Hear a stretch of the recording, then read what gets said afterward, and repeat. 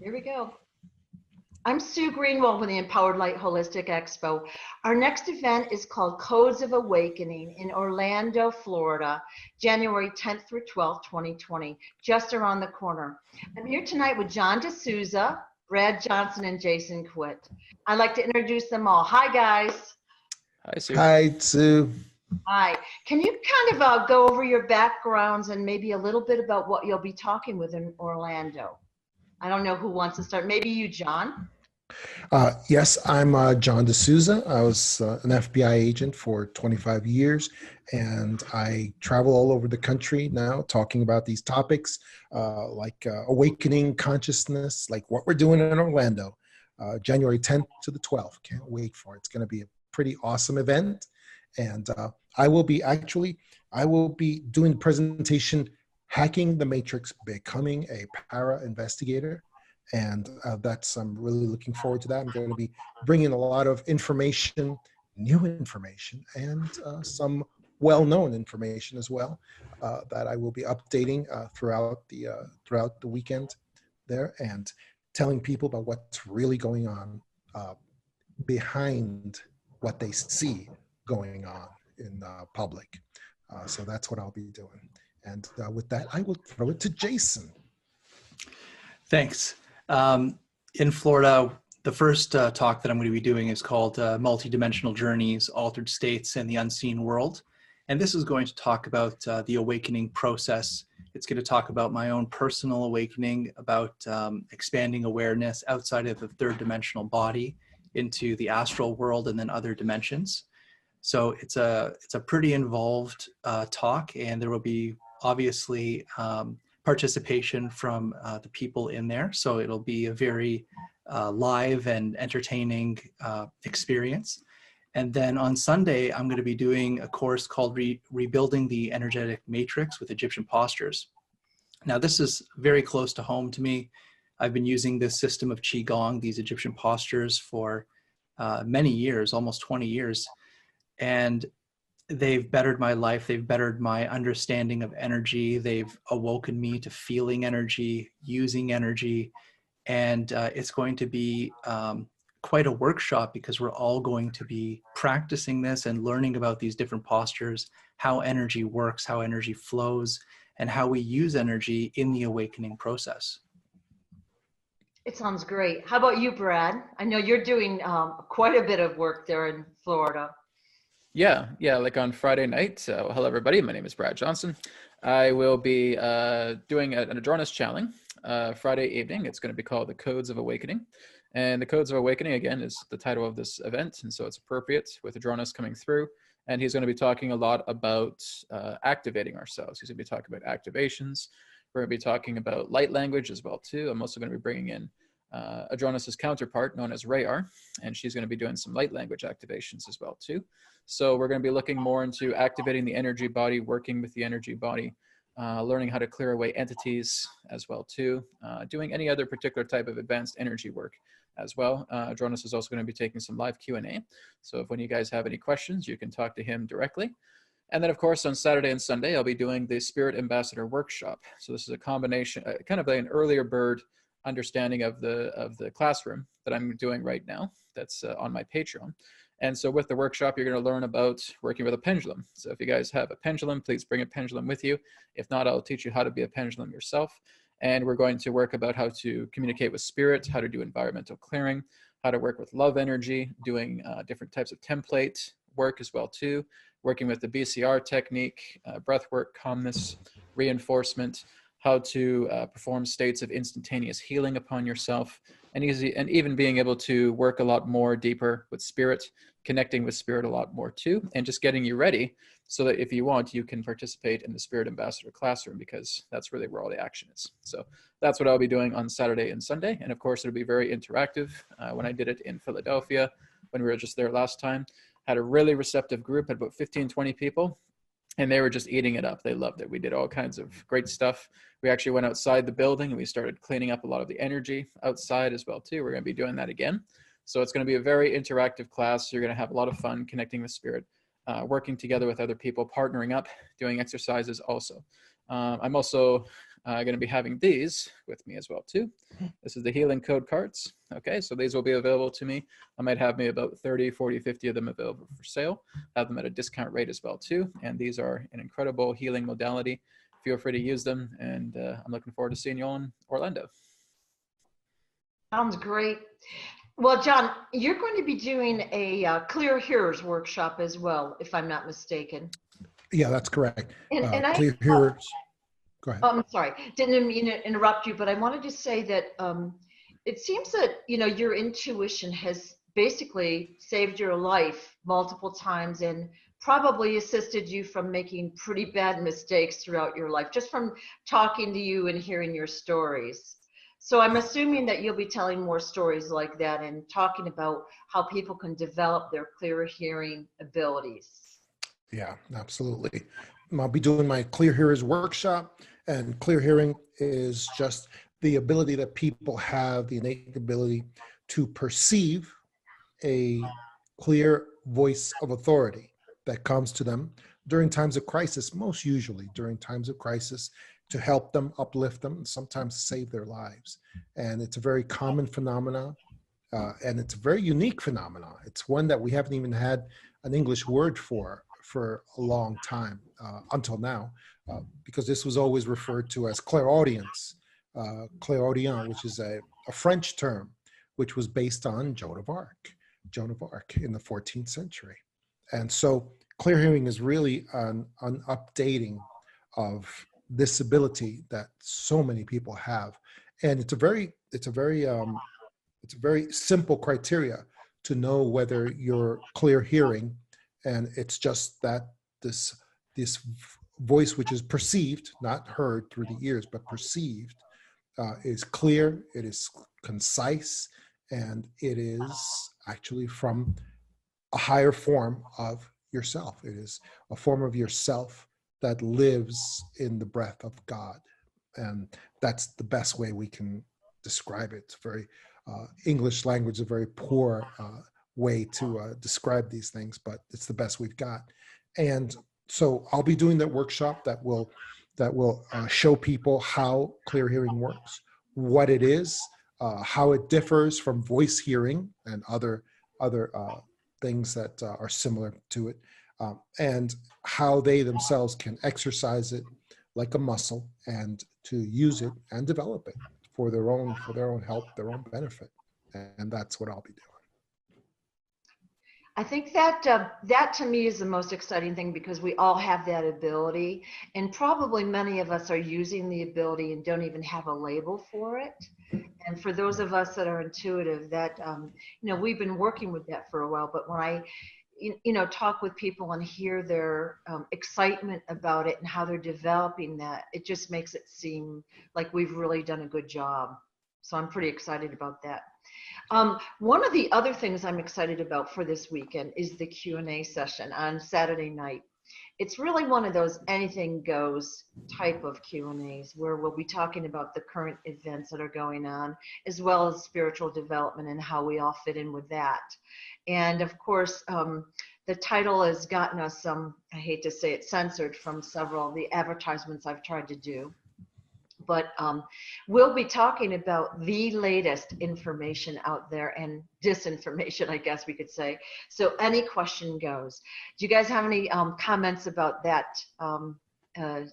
Q&A session? Yeah, we need to be covering a lot of the topics with new information, and because people are always looking for new information at these conferences.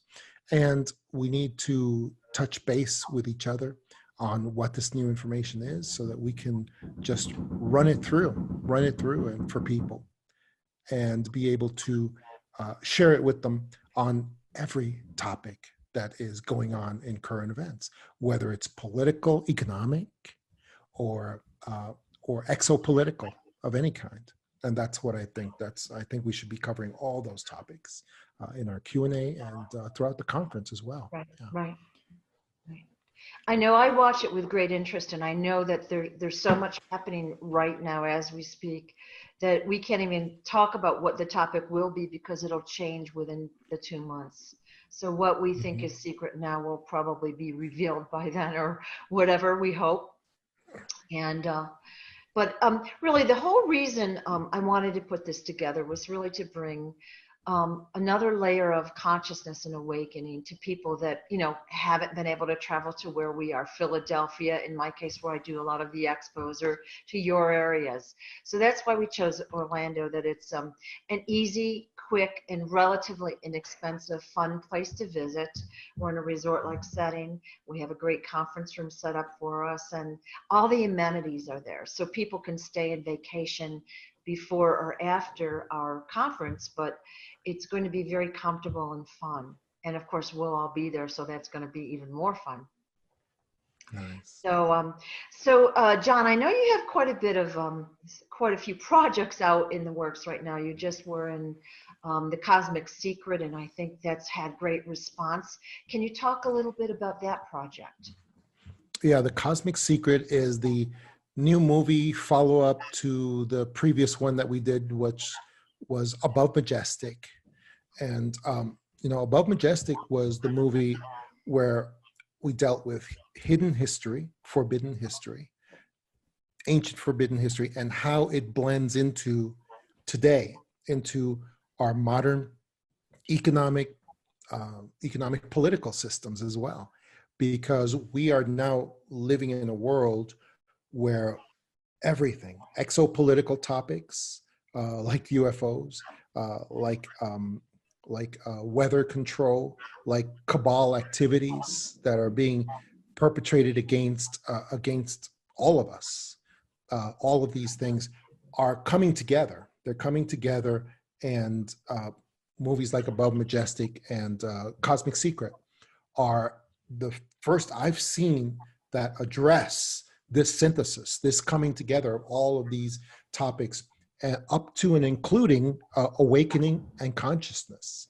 That is being, the levels of awakening and consciousness are being raised in the population by leaps and bounds, and it's happening right now.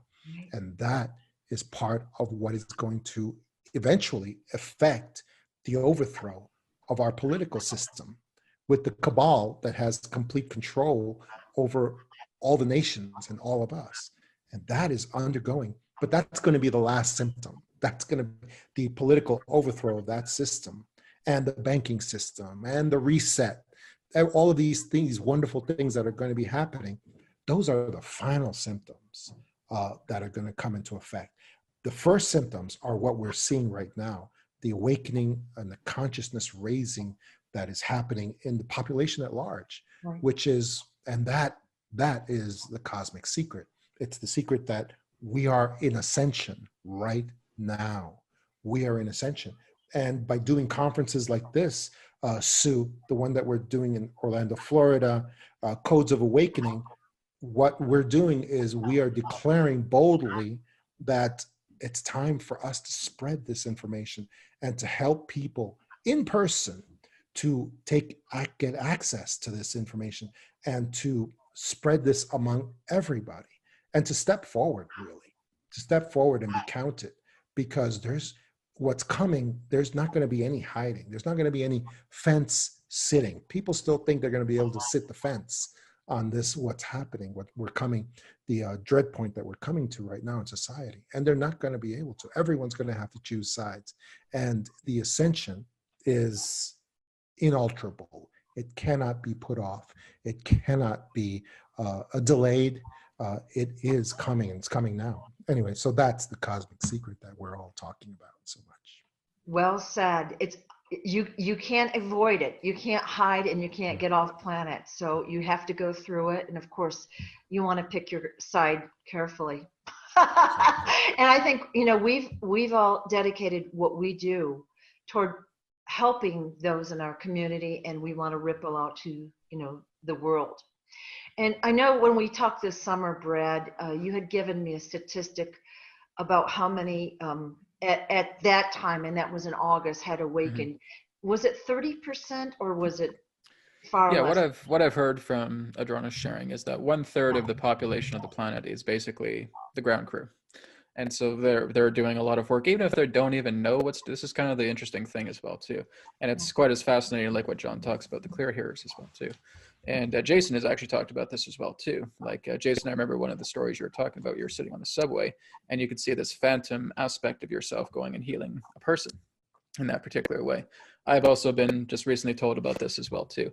So many people are doing this. It's like 1/3 of the population, that you don't actually consciously have to do any kind of work on people. As soon as you're walking down the street, there's these phantom aspects of yourself that are connecting with other people, helping clear away negative thought forms, clearing away heavy emotions, clearing away maybe any certain particular types of ailments that they may have as well too. So they're all going through a very tremendous shift of this next level healing that again is just coming through our own phantom bodies. You could refer to as different types of astral states, but basically all of these people just walking down the street, having a miserable day. And you have this person again, who's one of the 1/3, just walking down, and now these phantoms are coming in and actually clearing their body. I've also talked about background people as well too. I know Dolores Cannon has talked about it as well too, about how when you're actually in the city, and if you're in like a very busy metropolis and you're walking down the street, I'd say about 50 to 60% of those people are actually just holograms. They're not actually soulful beings. They're actually just holograms. They're inserts. They're extras. They're living extras of the background, because you simply cannot associate them. They're completely non-interactive. And so it's kind of like on a movie set, you have extras, and the extras aren't being interacted with. They're just kind of in the background. This is what I've discovered as well too, actually for a few years. And now it's just coming back into the light again, about people being educated about background people and just focusing on the people that they have relationships with and rapport with, and doing what we can to work with them. But like I said, even when you're doing work, there's aspects of you that you're not aware of that are clearing out people at the same time. Wow. I wanted to ask Brad about that, because I get about an aspect of that, which is that I get a couple of emails, at least a couple of emails every month from people who have me in their dreams, and they always have me doing something very specific, very mission oriented, usually to help them with something. And it happens all the time. I constantly am getting these emails from people like I'm going to know something about it, like I'm going to know what happened. And it's like Brad said, it appears to be versions of myself that are not really connected to me. Well, here's kind of the wild thing as well too, is there's versions of you that are actually appearing on different areas of the planet, where people swore that they have seen you, but they said, well, I've never been to that city. I've never been to that town. I've never been there. I said, John, I swear it's you. I saw your face. I saw your body. I saw everything about what you are. And I said, well, I can tell you it's not there. That's my doppelganger. You're actually connecting to my doppelganger. And that's part of the living extras, the background people in that way. We actually have holographic inserts of ourselves just appearing in different areas of cities, of different towns, different countries all over the world. And especially when you're popping into another person's dream, again, that's another phantom effect. That's a projection of yourself. They're bringing in that permission for someone like you to come in because they respect you, they have that rapport with you. And then this insert holographically of you comes in, does all this great knowledge, and then kind of disappears after that. That's, again, all part of this kind of background holographic insert effect, or doppelganger, that basically is taking place. And when you're in the astral, the beings basically don't look like anything. They're just almost like shadows with form. And these shadows with form can take on the image in which they believe you will be comfortable with. So for example, I as well get emails all the time from people saying, why did you do this in my dream, or teach me this, or show me this, or take me here? And I always say I have no recollection whatsoever of me inserting myself in your dream. But whatever that astral form is, it's taking the form of someone that you're comfortable with, where you know that you will receive the information from. So it's very calculated. And we do have these, we call them, you can call them astral doubles, or aspects of yourself. And there are so many of them. And when you're, and I don't know if you've experienced this, Brad, but basically when you're sitting and you're meditating, those aspects you can see actually walk out of your body and go somewhere, and you have no idea where they're going. Oh yeah, absolutely.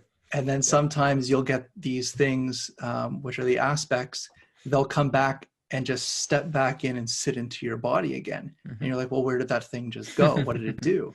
Yep. So you have this kind of separation of consciousness, and part of the awakening process and consciousness that we're discussing, it's how do we work with those energies and become more aware, so that I'm aware, John's aware, everybody is aware. That was my next question. Yes. Yeah. And it takes a lot of time, and sometimes it's extremely frustrating because, there's many times where this would happen to me, and I'd be basically praying, like, take Jason's consciousness awareness with you so I could understand what this process is, what is happening. And very rarely it does happen where my consciousness is taken for the ride to experience it. And it's usually to go, like Brad said, it's to go to where someone needs help. It's almost like our energies are called upon at a subconscious, superconscious level. Mm-hmm. And the mind of the 3D reality, Jason, for example, it doesn't need to know or understand what's happening. That's right. It's just once the multidimensional form is, I'll use the word crystallized, is active, awake, and aware, they just go and do what they need to do. And it's almost like an autopilot system. So it is very beneficial once you start getting into the hang of what's actually occurring with you. Yeah, exactly. It's the same as if people were talking about shadow beings, like they'll have shadow people in their room. This is very much kind of like the astral people that you say, yeah, they don't really have form. Even if they do, we can't really perceive it in our physical reality. So they will take on a canvas, they'll take on a mold. And this is again why we can see doppelgangers of our best friend or other people in that way, or even ourselves. When I've gone into meditation as well too, I've just seen myself kind of like the eyes through the other astral version. So I'm seeing myself in another dimension. I'm seeing myself in another planet. I'm seeing myself on another city. And I'm kind of getting those, it's kind of like, I'm not sure if you guys have seen the anime called Naruto, but it's when you have shadow clones. And basically, he cancels out all the shadow clones, and all the memories of the clones come back together with him. Now, that's actually a very truthful statement, especially if you actually have a clone of yourself that's alive. You will actually experience everything that clone experiences as well too. When that clone dies, you'll be aware of that aspect of yourself that has died as well too. The same thing goes with other astral duplicates as well too. If you really tune your awareness, you'll actually see exactly what they do, where they've been, how they've maybe dissolved from a certain particular reality. That comes back to you, and there you therefore acquire that knowledge based upon that doppelganger or clone or symbiote in question. But even it's not just that, it's beyond that. It's also parallel selves and simultaneous lives or in other dimensions. There are aspects of you that are dying, mm-hmm. and sometimes you will get a glimpse of that life, and sometimes you will actually get that experience or that knowledge that came with that life integrated into your self here, which is very Here's interesting. the funny thing. I've never actually died in a dream. That's the funny thing. I can actually cross that off my bucket list. Brad has never died in a dream. So I don't know, but I'm sure, if people have that experience, then lucky you. I know, right? I'm going to say, hey, I'm blessed. So but I have heard about that. These shadow people don't have anything to do with like an evil entity shadow person like the Hat Man, or I forgot some of the other names of these shadow entities that come and persecute people sometimes. Have you guys ever heard of the Hat Man? Yep. Or and Slender Man. Yeah. Slender Man. That was the name I was trying to get to. Because I do sometimes people will tell me stories. Yes, I've had people who have been who have been basically abused by shadow people. But I mean, Jason could probably talk more about it too as well. But I've seen that happen. Oh, but that's something separate then from what? No, it's all the same, but it's almost like an individual basis. So yes, there are. You can call them demons or entities or whatever you want to call them that could take a form, let's say like the Slender Man, or let's say like the Hat Man, for example. And they will start to feed off your energy and start asking you to do things, especially with Hat Man. They may ask you for physical things like your hair or they just keep asking. So they're slowly siphoning the life off of you because that's what sustains them. And it's because it's a thought projection as well, because our thoughts, our emotions actually create things in the astral world and in other dimensions. So we can actually create collectively a demon or an angel and Right. we can give it form, give it a personality and identity. Or fuel their consciousness, like Yes. give them to fuel their. Let me tell you Yeah. a quick story on that on the exact point. I had a young lady who was a young lady who had a baby recently, and she told me this story. This story is it's a public story, and I'm going to put it in a book somewhere at some point. And she had visitations from this slender man, hat man. She called it a hat man. This creature, 7 foot tall, and it would wear a hat. It was very tall, shadow creature, and after she had her baby, she would see it sometimes at night in her baby's room, and getting closer and closer to her baby on different nights. And eventually she walked by, and eventually she saw the creature right over her baby's crib, looking in. And so she ran in there, and the creature turned away from the baby and put its hand around her neck and started choking her. And she said she was going to die. She was being choked by this creature. And in that moment, she got a couple of downloads. One download that she got was that the creature was never after her baby at all. It was after her, and it was just trying to get her somehow to pay attention to him or to come to him. And that was one download. And the other download that she got was that she is still in some kind of control of this situation. Somehow she is fueling the existence of this creature. And at that moment, she said to herself, she said it out loud in her mind, that you can't just kill me like this. You have to give me a chance. And at that moment, he loosened his grip around her neck, and she was able to bat his hand away.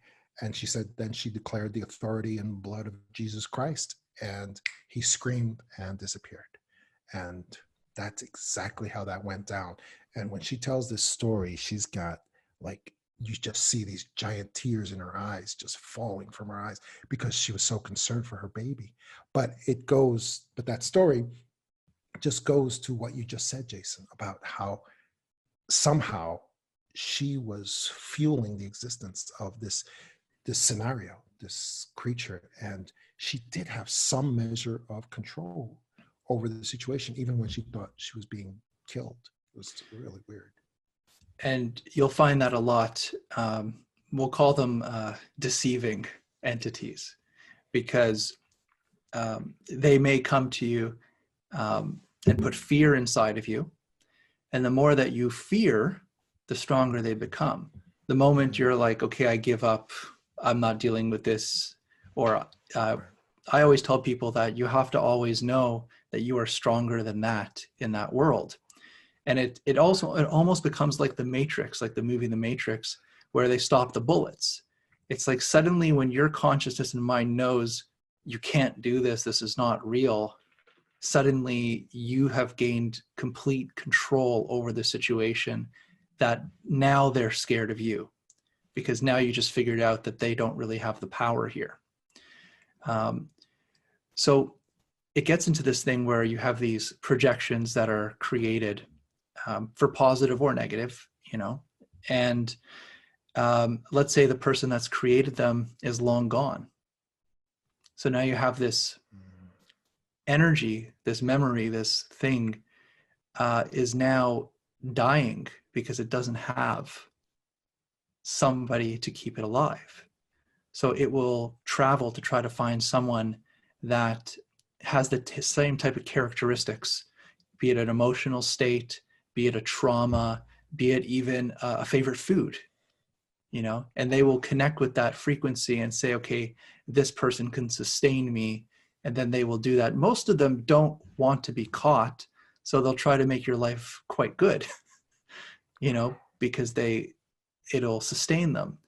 It's usually when you come in contact with them in the extreme that this lady told you, usually they get to that point when they are no longer able to maintain that being. So that being may have been with her whole life, and she never knew it. She was never aware of it until the day she was ready to let it go. And then that's when she faced it. And that's when she felt the control over it. Wow. Yeah, it's very similar to entity attachments, like how they work as well too. An entity cannot sustain itself if it has nothing to feed. It basically just drops out of this dimension altogether. It goes into another nether plane, another kind of astral domain that is much more representative of its energy. And basically it's so hard, you could almost like feel the entity, its essence in that way. It's almost like a raisin. It's all shriveled up.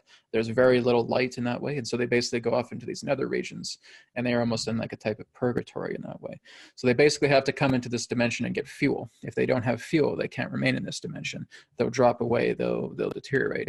But anytime you're invoking the light, anytime you're invoking God, anytime you're invoking something like Jesus or Buddha or anything of that nature that represents a very high frequency, they can't stand that. That's like them burning up in that way. This is what I teach a lot of my students, is just if that happens, here's how you clear away entities. We all do it with spirit.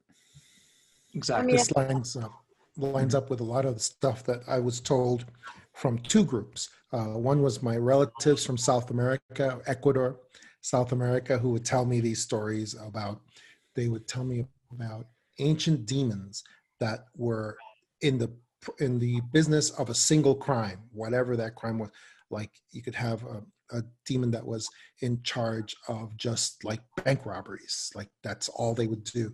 And so they would always find people who were somehow inclined towards that particular crime.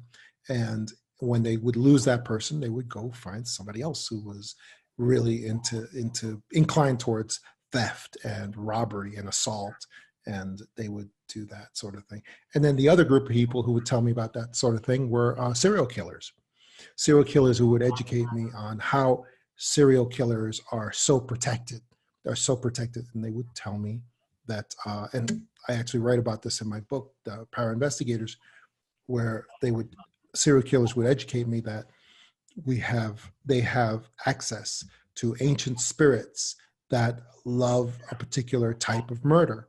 And those would stay with them, and they would offer sacrifice to those demons, and those demons would in turn protect them, help them, and push them forward.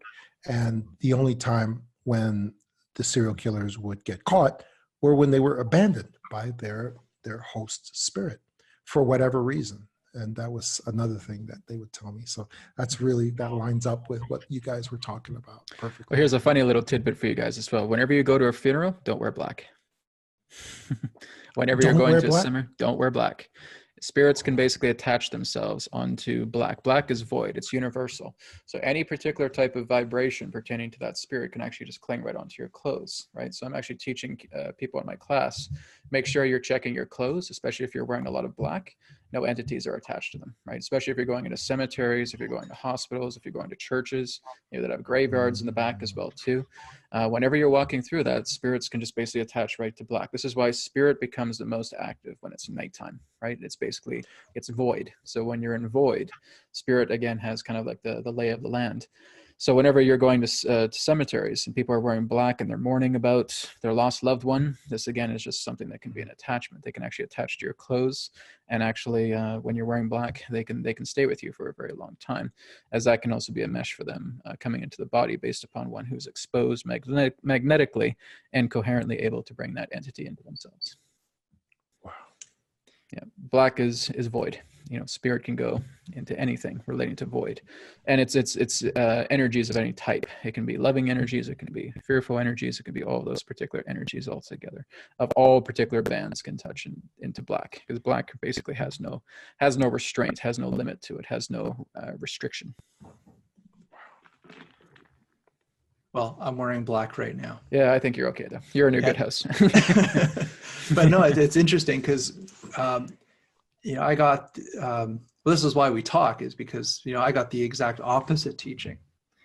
And the reason, like when we were doing ceremonies and shamanism, especially when you're doing extractions of entities, the shaman will wear black because the black is the protection color. So it doesn't latch to them. It'll go to something that they could see. And usually what we would do is build a fire, like a candle or a fire, sacred fire, that the entity will be attracted to and go into that fire, and not you. Also in ninjutsu, they use the black cloth around certain areas of their body that are weak, so that when they cover the weak parts of the body with the black cloth, it's actually strengthening the energy around that area and not allowing manipulation to enter in and around that space. So it's interesting that there's so many different teachings It's a all over the concealment, place. Yeah. You can use it for concealment purposes as well, especially if a shaman, they know what they're doing.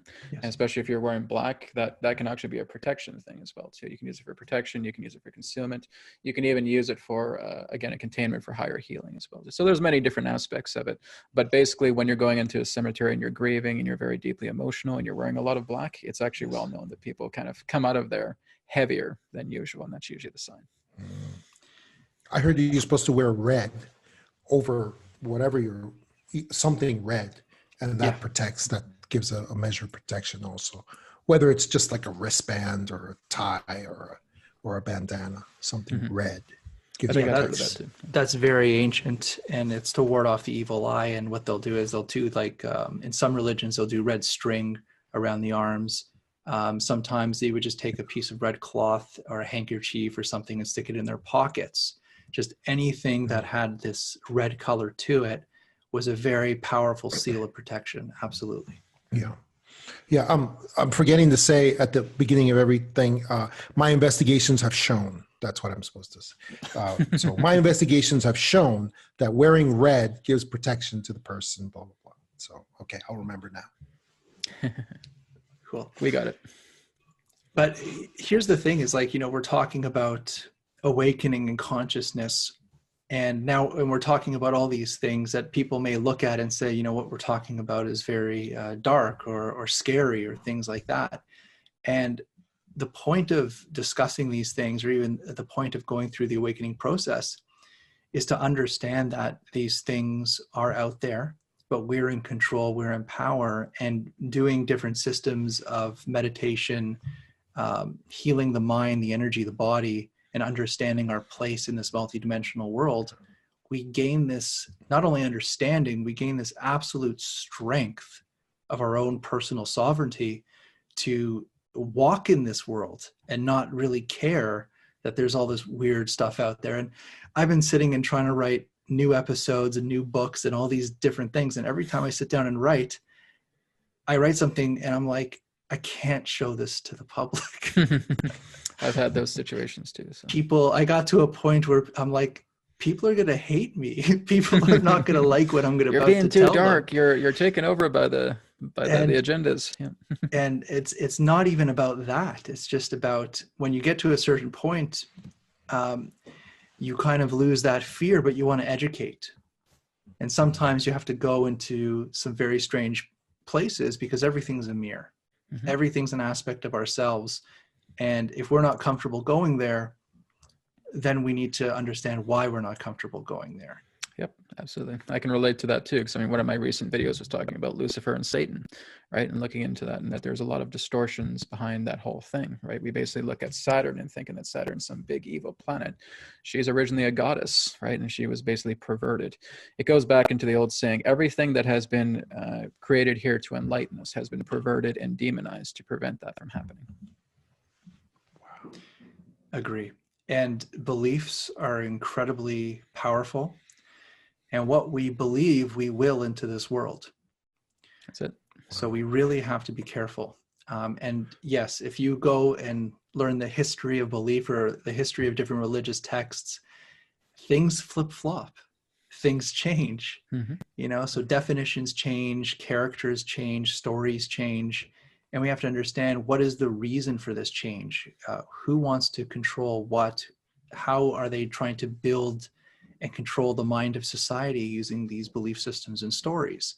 And it changes from generation to generation. So we have to be aware of I think the thing is, we have to be aware of the whys. Why are we getting this information? Why is this story important? Why do they say to do these certain things? And that's when we start to become the mystic or the awakened or the person sitting back and taking it all in, but not jumping to conclusions of what that answer or where that path will lead.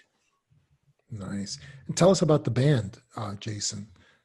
From I can see they left their instruments all behind you, all over the place back there. What's going on with the band? Are you leading me into a joke, John? No, I'm just trying to find out what's going on with the guitars. Would be a good joke. No, okay. Well, the joke to lighten the mood, because we always have to be funny. Okay, laughter breaks the energy, and I guess John is telling me we need a joke. It's my band, the Trez Goatees, Jason, John, and Brad. That's the band. No, but honestly, what we're looking at is Sue's laughing. What we're looking at is the studio in which I do record. I know you're seeing that side, but this side is much more complicated that you can't see. And basically, it's a fully operating recording studio where we can do video and also audio at the, I'll call it the professional grade. So during the winter time now, this is when I could actually sit and get work done, and I will be sitting here most of the winter and producing whatever comes to my mind. And I already produced a couple things, and I was thinking about releasing it, but again, that information would make a lot of people angry. So I'm just kind of. What is it? Apocalypse? No, it's not about the apocalypse. It has to do with the nature of the mind and spiritual influence to create the reality that we're in. And I'm trying to kind of break free of everything. I don't know if that makes sense, but I'm really trying to break free of everything, every belief system that we're told and the reasons why we're led in this way. And it even goes into channeling, and it even goes into even what you're discussing with the cosmic secret, with a so-called event. And why do we have this consciousness on the planet? Why do we have these messages? What is it leading up to?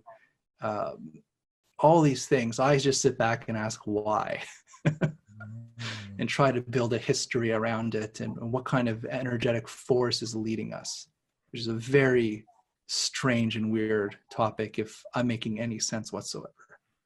Yeah, you are. I definitely want to. I'm going to sit in on your presentation, Jason. I hope I'm not on at the same time, because I got to find out what the secrets you're holding back there.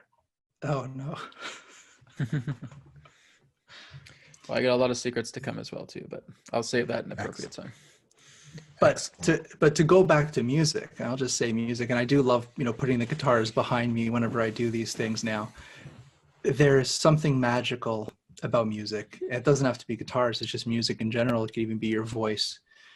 I have found the greatest strength in my awakening is music.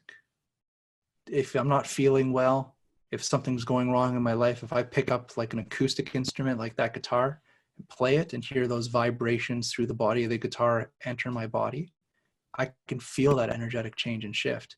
I can feel certain areas of my brain awakening. And I've had spiritual experiences when I go to sleep at night, and I know it had to do with the music that I was playing. It does something. It creates pathways of energy, if that makes, yeah. It does. I'm not a musician, but I get the idea. Okay. Well, you're part of the band, Brad. I do chanting. Chanting's fun. I think we're going to have to do some playing at the presentation. That's what it looks like to me. Oh, that'll put me to the test. Well, Sue, you've been pretty quiet. Did you have something else you wanted to share, Sue? Well, I could probably overtalk everyone, but one of the things I wanted to say is, how we talked about like activating other people. So before this September expo, when you were all speakers, I had a very clear, I think it was either a dream or a meditation that said, the speakers this weekend will activate and awaken many. All right. So really, I think that's my whole goal in doing this is not only will it be fun and we're all going to have a great time, but it's getting this information out to people and stimulating new ideas and helping people in different ways that we don't even know how it's going to help people. So that's really exciting to me, and I love the fact that we're able to do it in person and hopefully make it convenient for people that can't travel far, so we're hitting the East Coast in this case. So that's pretty exciting. One other thing I wanted to say is, we were talking about the doppelganger is I call them doubles. All right. Yep, so that's basically what it is. Just an astral duplicate of yourself. Yeah. So it's a spiritual double of yourself, and you can actually put them to work. So I have taught people in the past on how to send your double out to do like a pre-paving task for you. But I've been taught to teach them always call it back, because you're basically kind of giving a piece of your energy away, and you want that back integrated into your energetic field. And so I've been doing that for years myself on purpose, and I never consciously am with that double. It's just a thing that I say, go do this for me or whatever, and it really seems to pave the way. It's just adding a level of assistance that you don't have to think about. One other thing that I teach people is whenever I go into any building, and I do it for certain areas on a daily basis, I clear those areas energetically, and I ask to have that protection for myself, but also those that I pass or in the whole area that I'm going to be, because it's helping everyone in that area be clean and clear, feel better, be happier, not have these attachments or entities. And then a lot of times when I'm walking through a store, I will actually, let's call it, put a bubble of magenta love light around me and like beam it out to people. I know this may sound crazy, but I love going to the grocery stores and the natural food stores. And I'm always smiling because I do like going there and there's cool people there, but I'm blasting love energy to those people. And if you look around, most of them are, they're feeling a little bit of pressure and stress because of the pricing in their economic situation, and they're not happy because they're spending money and they're worried. So I'm blasting clearing and love energy to them, and I do that pretty much wherever I go. So that's just a conscious thing that I do, but I know that we always do it unconsciously, and what we're doing with our awakening is spreading those codes of awakening, like the event is called, to those that we interact with on a daily basis or just by chance. Like, I know I've met people by chance, and I can feel a bubble of energy shift within me. So there's something that's happening. Like I just felt something blasting me right now. So it's interesting because I was feeling something earlier like that too as well. Yeah, yeah. It's me. I'm in there. James working. Yeah. Now, what I've also found though is sometimes I'll have an attachment or I'm drained. Okay, there's, I'm the kind of person, I overdo it and then I have to recover. But I'll have an attachment or an entity and I'm transmuting it, and that's when I feel like weak. And so really it makes sense to do these things proactively so we don't get ourselves weakened to the standpoint where these attachments can come in and then drain us further. Now I had one other question. I could probably talk forever. So Brad, probably for you, when you're removing an entity from someone, take it off the person or whatever, what do you do with it? Do you send it to the light? I don't actually do anything to it. Basically, all it is just a command for spirit to come in, right? God's light in that sense, God's energy comes in. It does all the work for me. So basically, like when I'm teaching my students, I said, you don't have to do any work. All you're doing is you're just putting the command, because you're working with spirit. Spirit is working with you. That's the exchange. And you're just putting that intention for the command to lift that energy. Basically, in my class, we have what's known as a 5-zone healing system.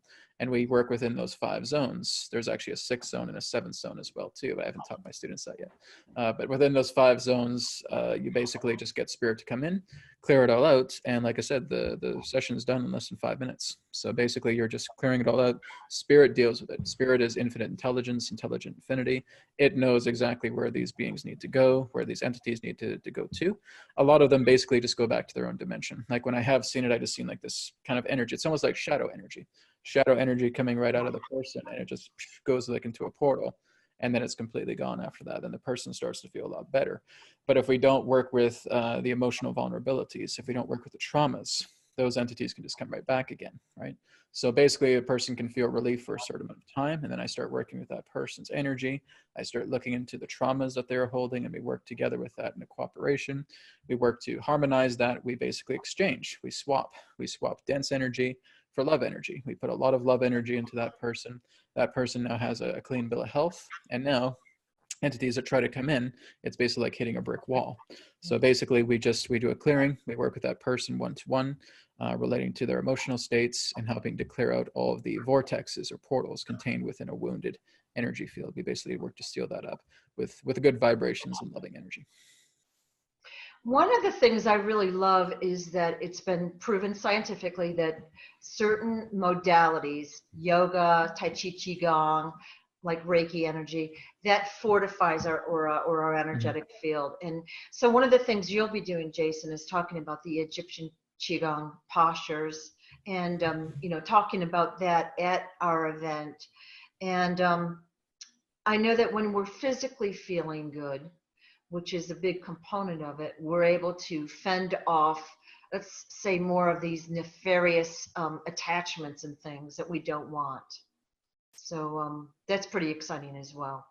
Yes. What I was taught was that our energy field is our first line of defense.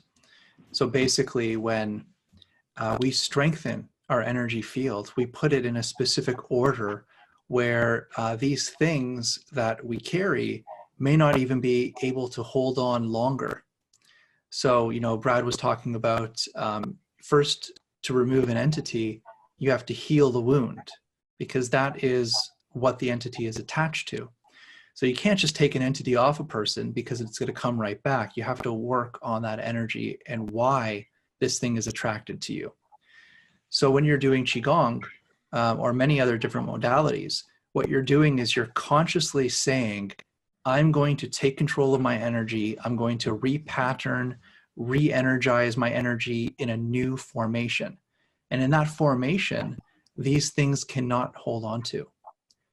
So it's a very pure way of getting rid of wounds. It's a very pure way of getting rid of entities, because you don't have to think about it. You don't have to think, I'm going to heal this aspect of myself.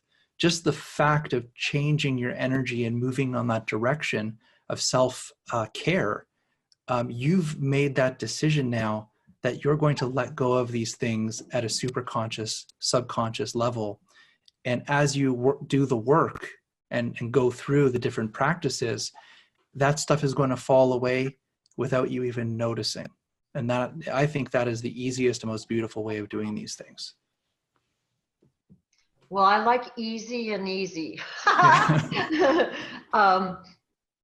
So I was just thinking about a couple things. I had a heated discussion with a friend of mine a couple weeks ago who was working with someone attaching or removing the entities, and she took them off this person, and then she said she saw them go on to somebody else, and I was really not happy with that at all.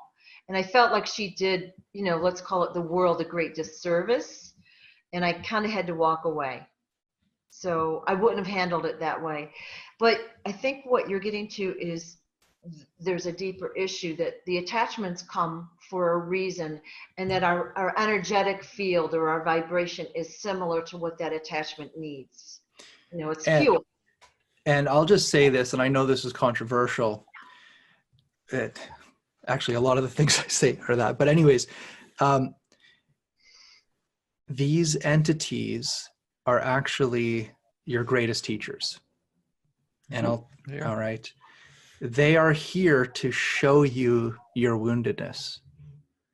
That's it. Mm-hmm.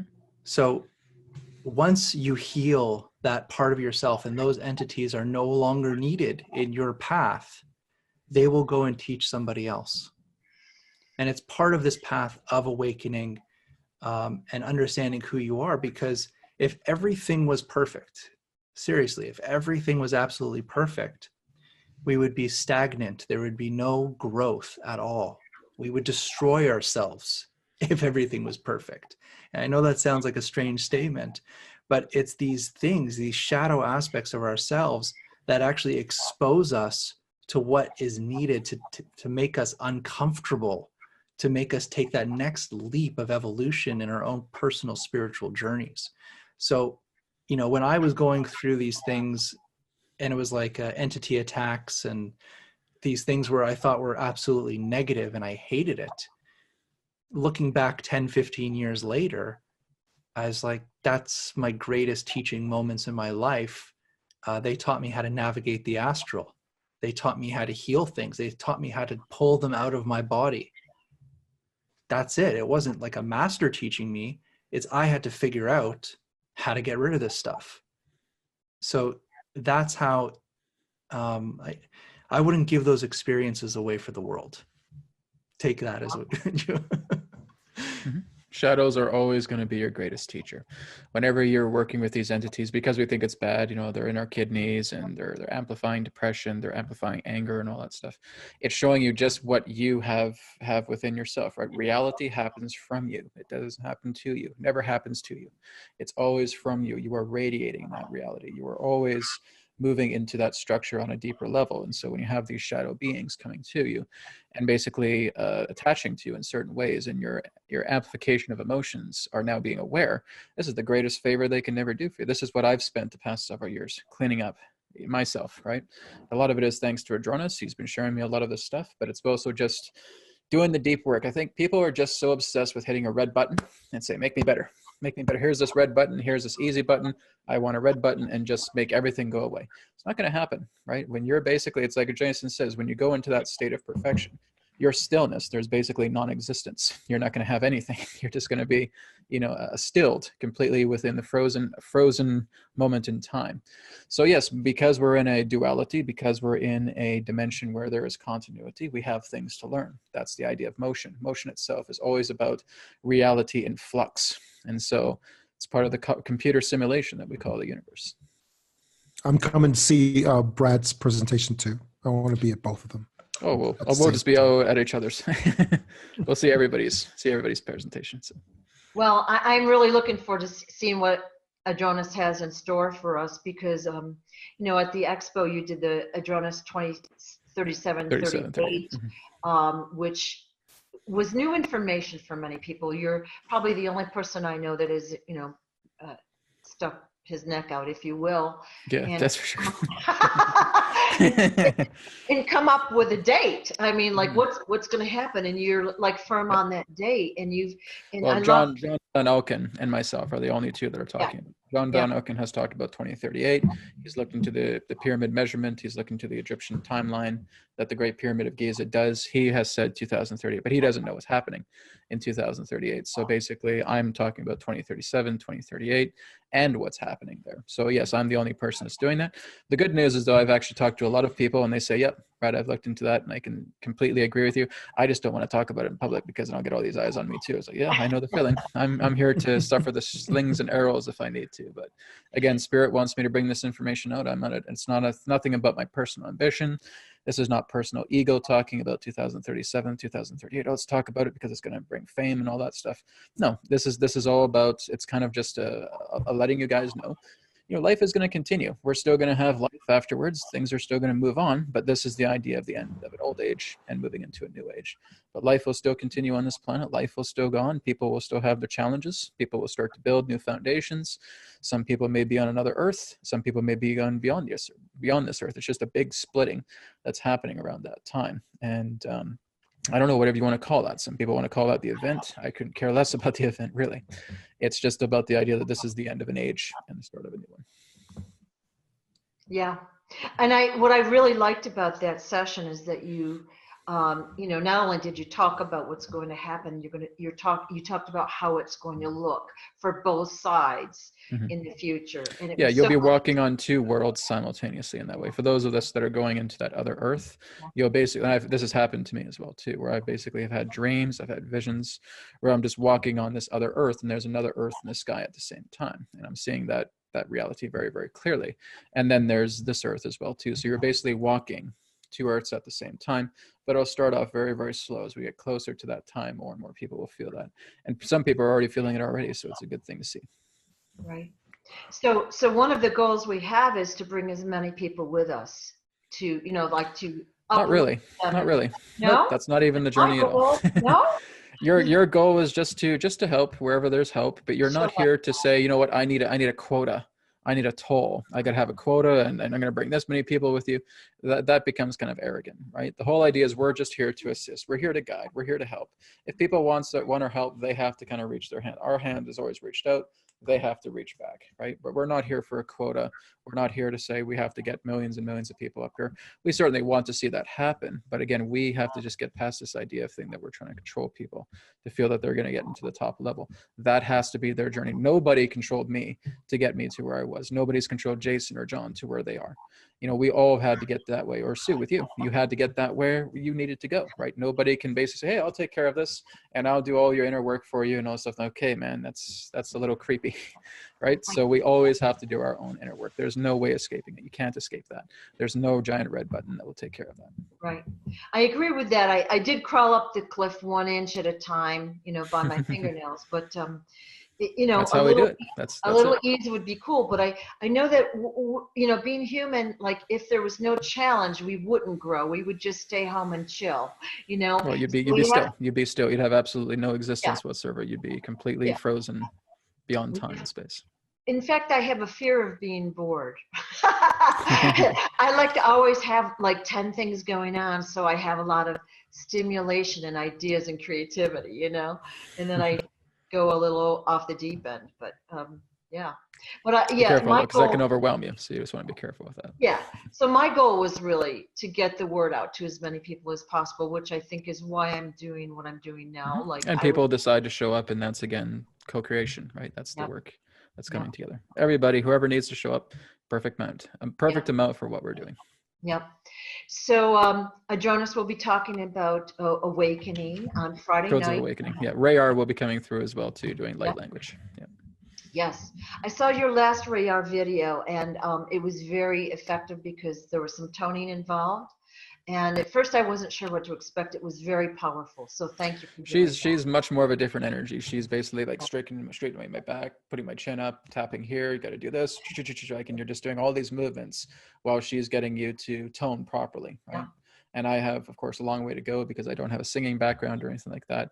But it's not so much the singing as it is trying to make the tones as accurate as can. It's like, right? And you're just doing all these different types of tones, and it has an effect. And I have no idea what it's doing, but it's definitely doing something because people are tuning into it. Yeah. They say, we want more rare. We want more rare. That's really good. Like, okay, great.